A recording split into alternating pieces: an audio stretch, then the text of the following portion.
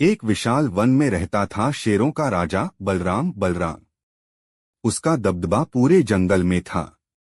एक दिन जंगल में घूमते हुए बलराम गहरी नींद में सो गया।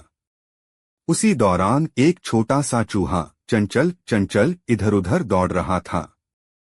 अचानक उसकी नजर सोते हुए बलराम पर पड़ी। चंचल को शेर का आकार तो डरावना लगा, पर उसकी शरारती आदत उसे रोक नहीं पाई। वो धीरे से बलराम के पास गया और उसकी पूंछ पर कुतरने लगा। बलराम की नींद टूट गई। गुस्से से उसने आंखें खोलीं और चंचल को पकड़ने के लिए झपटा। चंचल बड़ी मुश्किल से शेर के पंजों से बच पाया और एक बिल में छिप गया। बलराम भारी होने के कारण बिल में नहीं घुस सका। उसने गुस्से से गर्जा, हे छोटे जीव, तूने मेरी नींद भंग की है। मैं तुझे अभी पकड़ता हूं। बिल से चंचल की आवाज आई, क्षमा करें महाराज, मैं आपका अपमान करने का इरादा नहीं रखता था।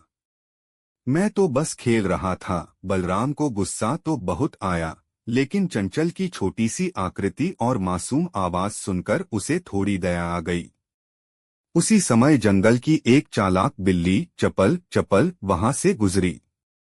उसने बलराम और चंचल की बातचीत सुनी और मौका देखकर शेर के पास आ खड़ी हुई। चपल ने बड़े सम्मान से कहा, नमस्कार महाराज, आप किससे बात कर रहे हैं? बलराम ने उसे पूरा वाकया बताया।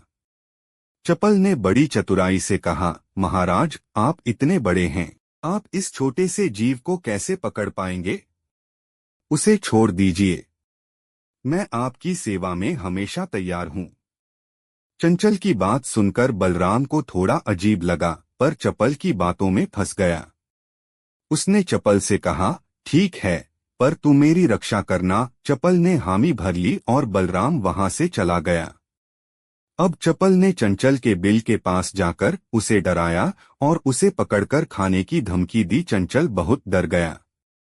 उसे बलराम की याद आई और उसने सोचा, शेर तो बड़ा था, पर मैं उससे बच निकला था। पर अब क्या होगा? लेकिन तभी उसे एक तरकीब सूझी।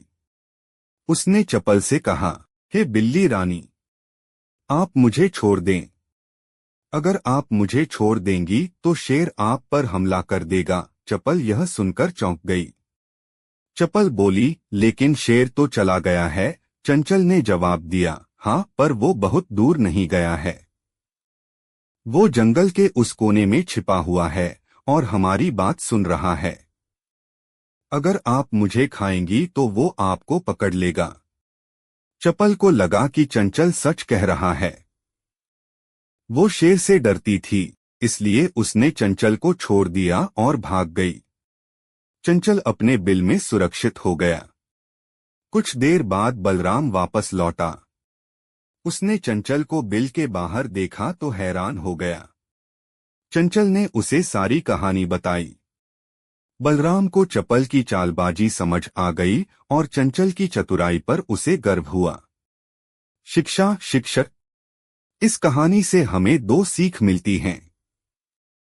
पहली सीख ये है कि कभी भी किसी के आकार को देखकर उसे कमतर ना समझें। छोटे से जीव भी बड़े खतरे से बचा सकते हैं। दूसरी सीख ये है कि कभी भी किसी की बातों